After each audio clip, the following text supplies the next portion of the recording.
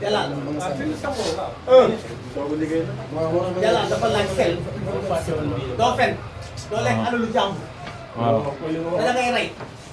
Jalal da ngay rey. nit ñi ba leen ciy dugal la leen wax lu leer lii mooy lii la. condition yi. gars yi ci internet moom mooy istixaar bu gaaw. loo fi nekk sax di ay samba dem.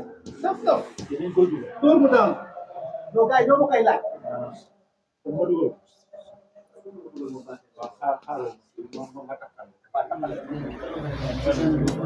mu feebar ba sonn. mu dem faju ba sonn nag dem na fépp. mu ne ma man de dem naa faju naa ba sonn mu ne ko ah.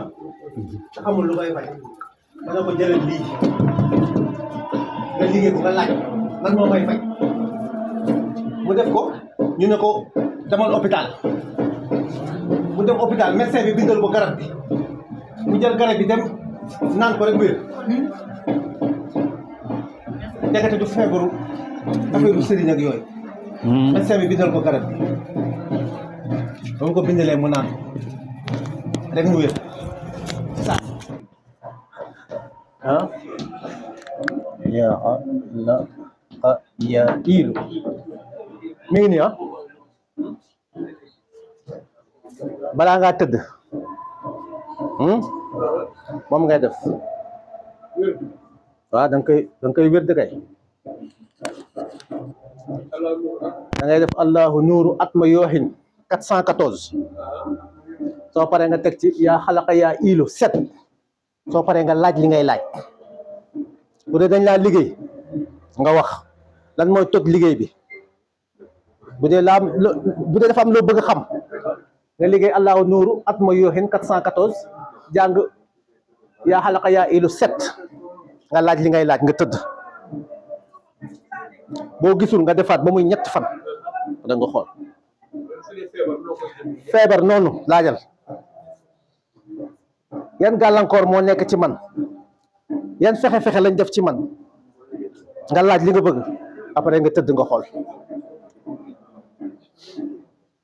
am na ñoo xam ne même bu ñu sànnee ramli ba pare nga sànni ramli ba pare am ñoo xam ne du ñu interprété de bu ñu sànnee ramli ba pare day jàng allahu nuuru atma yooxin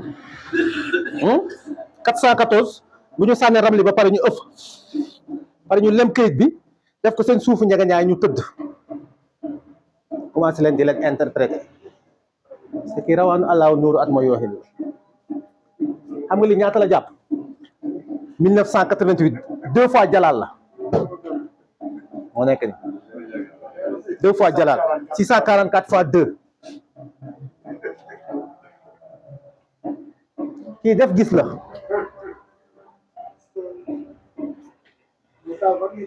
amul làmbatu def gis la maa ko wax xalaqa yaa iilu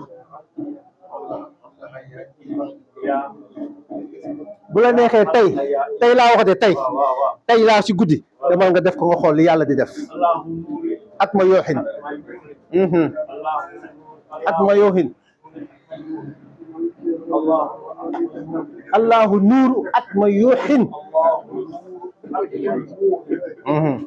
414 yaa xalaqa yaa iilu 7 juróom-ñaar istixaar bu gaaw maa la ko wax waaye bu la neexee dem seetaan bu la ñëw tëdd loolu du am problème waaw bu la neexee wala nga bàyyi bala ngay tëdd rek comprendre nga waaw wala nga bàyyi ba ngay tëdd ba nga xam ne tuuti des na bala ngay tëdd xam ne pare nga pour tëdd pare nga dem waaw da ngay jàpp ba sell kay bu la neex nga julli ñaari ràkk dégg nga da ngay jàpp ba set kay ba pare nga julli ñaari ràkk bu la neexee nga liggéey